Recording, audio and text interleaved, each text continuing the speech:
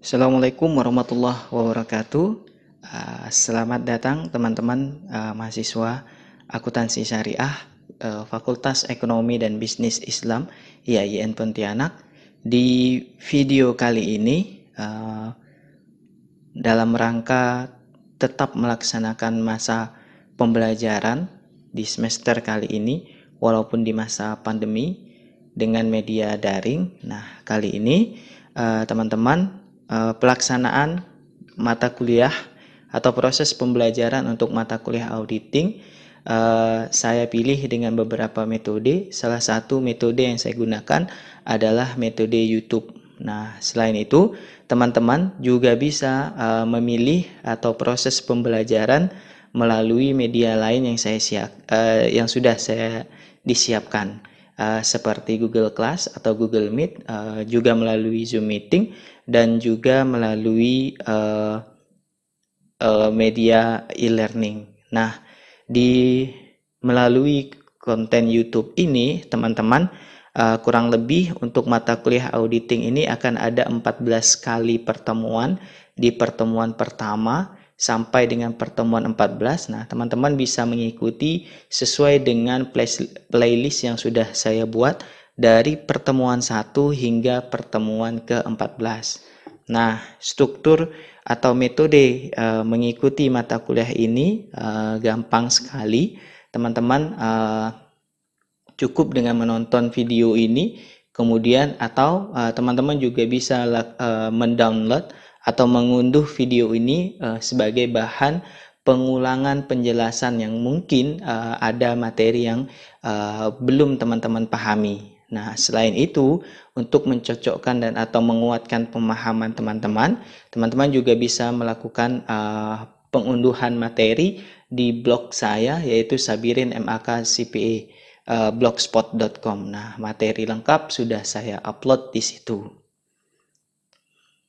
Di pertemuan kali ini, teman-teman, saya akan membahas tentang rencana pembelajaran semester khusus untuk mata kuliah auditing di semester ganjil kali ini, yaitu di semester 5. Nah, mata kuliah auditing ini adalah mata kuliah dengan beban kredit itu 3 SKS ya, teman-teman, di mana saya sendiri sebagai pengajarnya yaitu Sabirin MAK CPA. Nah, mata kuliah ini atau deskripsi dari mata kuliah ini adalah bertujuan untuk memberikan pengetahuan dasar kepada mahasiswa dalam pemeriksaan akuntansi, dalam hal ini audit. Nah, mulai dari penerimaan penugasan, kemudian perencanaan audit, dan pengujian berbasis risiko, baik pengujian pengendalian maupun pengujian substantif. Nah, sampai pada proses akhir, yaitu pemberian opini atau pemberian pendapat auditor atas laporan keuangan klien.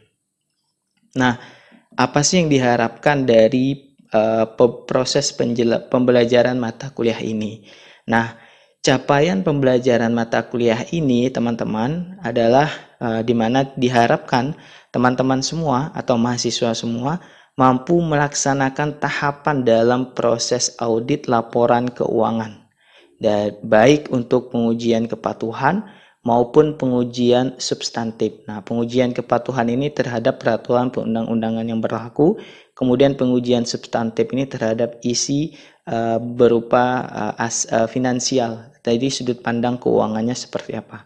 Kemudian teman-teman juga diharapkan mampu untuk membuat kertas kerja audit dan laporan auditor, dan mampu menerapkan standar-standar pengauditan. Nah, misalnya IASB atau International Standard Audit, atau yang sekarang mengacu pada SA atau standar audit. Nah, dan peraturan perundang-undangan yang berlaku terkait dengan proses audit.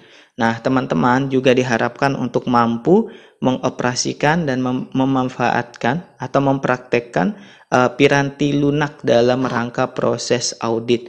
Nah, jadi dalam proses audit itu ada alat atau perangkat lunak yang kita gunakan.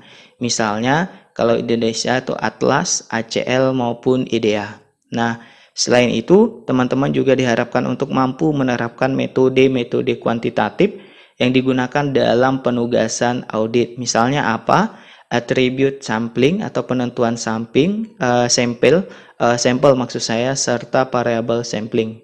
Teman-teman juga diharapkan mampu untuk mengkombinasikan kompetensi teknikal dan keahlian profesional untuk menyelesaikan penugasan audit, mampu mempresentasikan informasi dan mengemukakan ide dengan jelas, baik secara lisan maupun secara tertulis kepada klien. Nah, mata kuliah auditing ini ada 16 kali pertemuan ya, teman-teman. Di mana itu terdiri dari pertemuan ke-8 itu UTS dan pertemuan ke-16 itu UAS. Nah, di pertemuan pertama sekaligus di video ini selain menyampaikan kontrak belajar atau tata cara belajar selama masa pandemi dan selama belajar daring ini, nah saya juga akan menyampaikan apa sih materi-materi yang akan saya sampaikan di pertemuan di setiap pertemuannya. Nah, di sini di pertemuan pertama dan pertemuan kedua, nah itu materi yang akan saya sampaikan di pertemuan pertama yaitu adalah untuk memahami dan mematuhi dari kontrak belajar. Nah, karena ini masa pandemi ya, teman-teman, diharapkan untuk teman-teman mengikuti penjelasan saya melalui video YouTube sekaligus mengikuti proses belajar yang ada di e-learning dan mendownload seluruh materi kuliah saya khusus untuk mata kuliah auditing dan aktif di grup WhatsApp yang sudah dibuat di setiap kelas. Dan jangan lupa untuk melakukan proses presensi di Google Form yang sudah saya siapkan, walaupun di e-learning itu juga sudah ada. Nah, di pertemuan kedua, teman-teman diharapkan kemampuan yang diharapkan adalah teman-teman atau mahasiswa semuanya memiliki kemampuan untuk menjelaskan dan dapat menjelaskan latar belakang, pengertian dari standar dan manfaat dari keterbatasan audit. Kemudian selain itu juga diharapkan mampu untuk menjelaskan tentang audit jasa, asuransi, dan profesi akuntan publik itu sendiri.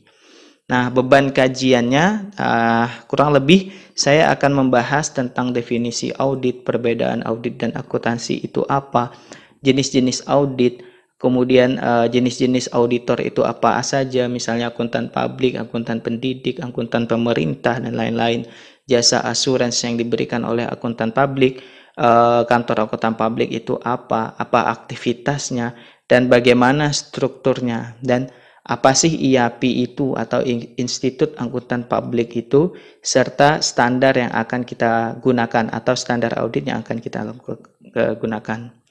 Di pertemuan ketiga hingga ke pertemuan ketujuh ini, teman-teman diharapkan untuk mampu menjelaskan tentang laporan auditor independen serta menyiapkan sebuah konsep laporan auditor independen dengan jenis-jenis opini yang sudah ada.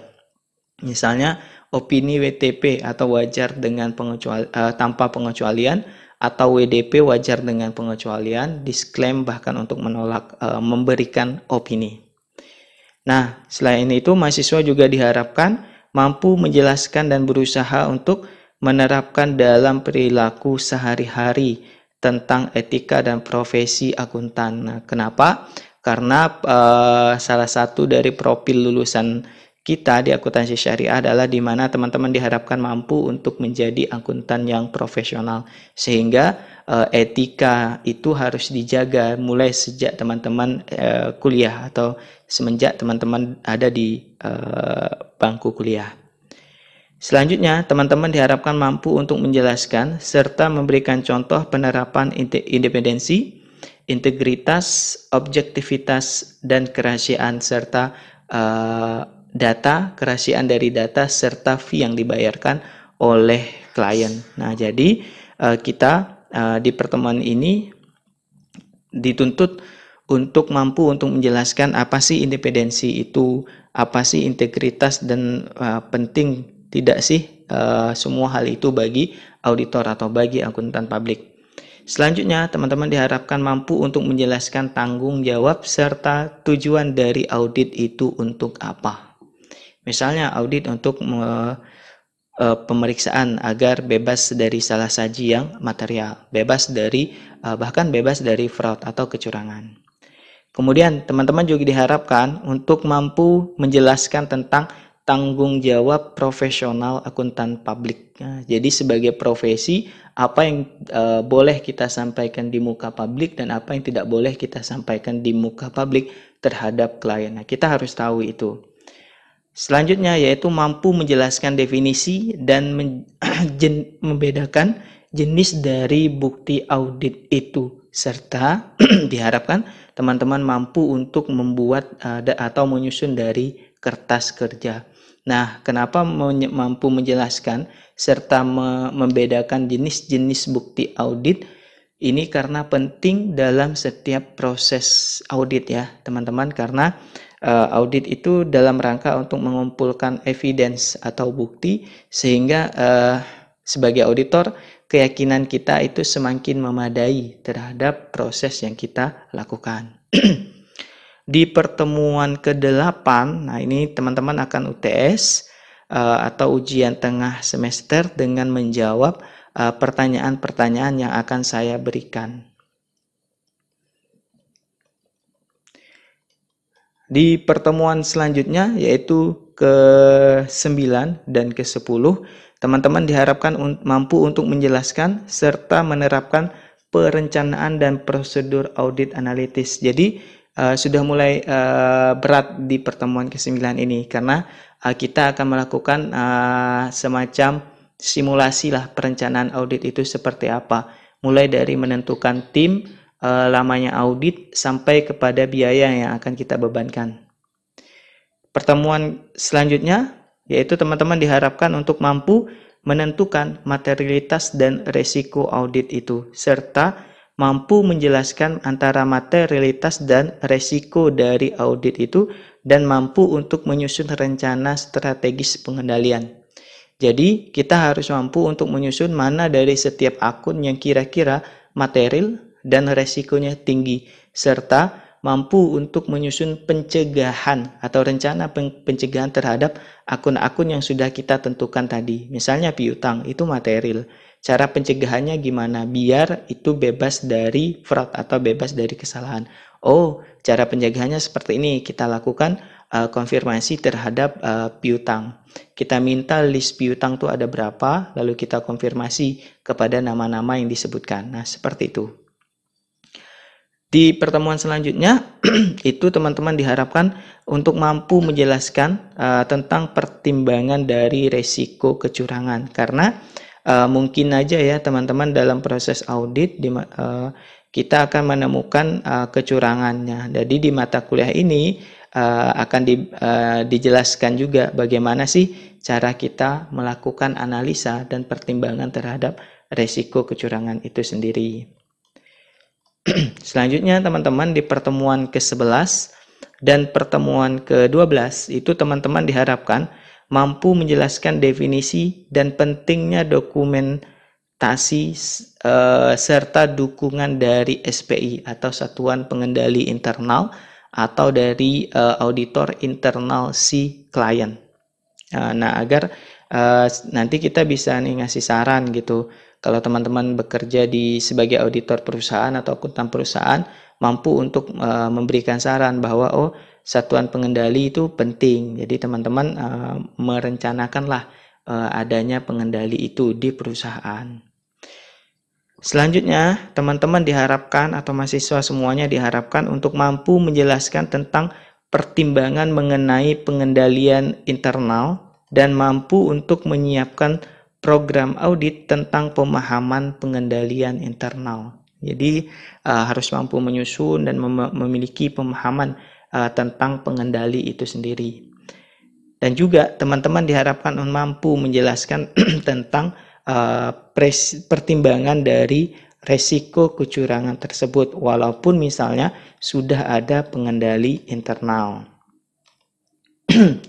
Di pertemuan ke-13 dan pertemuan ke-14, nah Teman-teman di sini diharapkan mampu menerapkan penaksiran resiko dan desain pengujian. Nah, mulai ke sampling nih, gimana cara nyampling dan kemudian bagaimana cara untuk menguji apa-apa yang sudah kita sampling itu sudah sesuai dengan standar atau belum. Nah, selanjutnya teman-teman tadi mampu menerapkan audit sampling dan mampu untuk memahami proses audit melalui proses data elektronik atau EDP, Electronic Data Processing. Nah, di sini kita mulai nih untuk menggunakan perangkat lunak yang disediakan.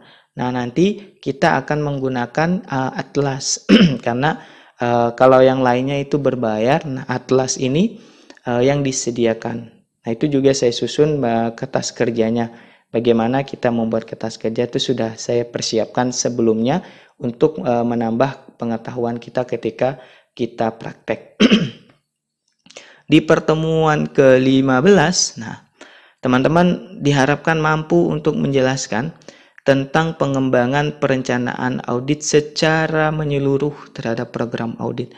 Jadi di pertemuan ke-15 ini diharapkan teman-teman sudah memahami keseluruhan dari proses dan rencana audit.